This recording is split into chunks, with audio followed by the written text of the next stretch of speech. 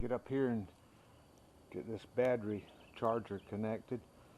I step right there, and then there, and up here like this.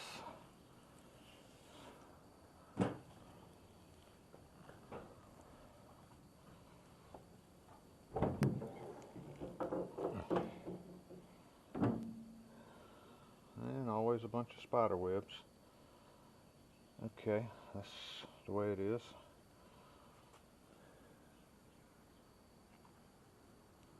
Don't see anything abnormal there.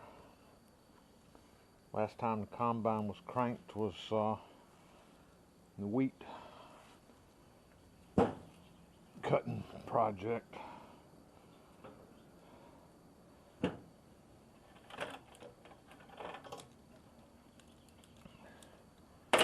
Just trying to squeeze out a little more time with this battery. It's about $150 to put a battery in this thing. Alright, let's see. That's plus. And that's ground. Okay.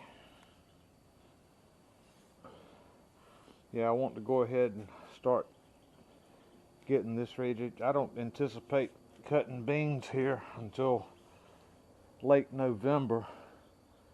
Today's, I believe, is September 28th. Might be the 29th, I'm not sure. But there's two adjustments I need to get back from cutting wheat. I need to get it back to beans. Actually, there's three. This one, that little chain right there, it's trying to remember.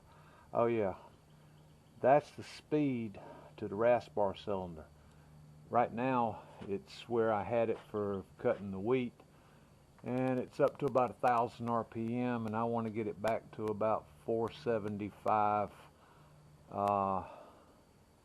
I think, yeah, 475 RPM was where I was running it for beans. The other adjustment over here is right here, and that's the gap in between the rasp bar cylinder and the concave. Right now it's almost closed for wheat, and I want to open that back up. And I believe, if I remember correctly, there's a little pointer right here, and I want it pointing just about on the 4. That's where I'll start at, and then I'll see how many unshelled, unopened bean pods I have in the hopper, and close it up slightly from that point. But you don't dare mess with this unless the thrashing is running, because when you start changing this adjustment, you're changing the distance on these variable sleeves, and if you start trying to do that without this belt moving, you'll get things all bound up in here and make a giant mess.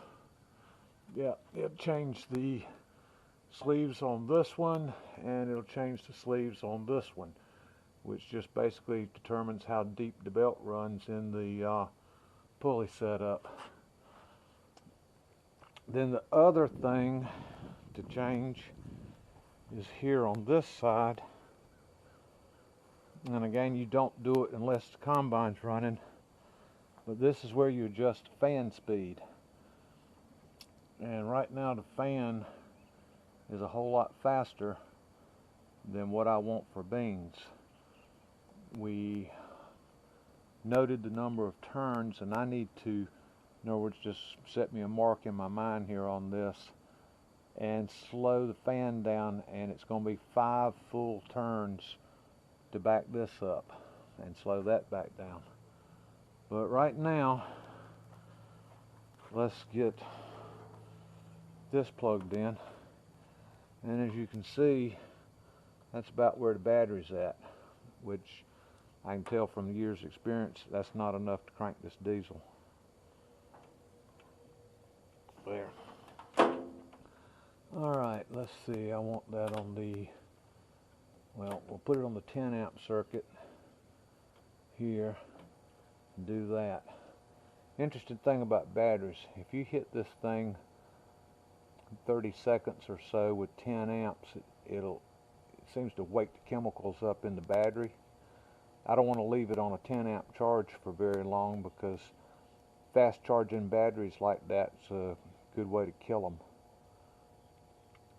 But you can see the needle climbing on up. And then what I want to do is, that's about enough, switch it to the 2 amp and spin it up to about 5 hours.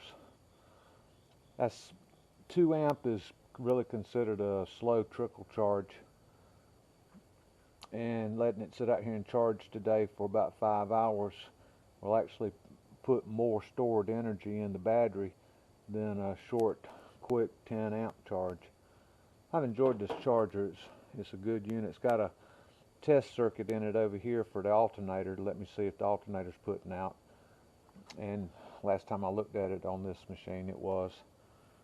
Well, let me get to work with some other projects. Soybean farmer. Everybody, thanks for watching my videos. Bye, y'all.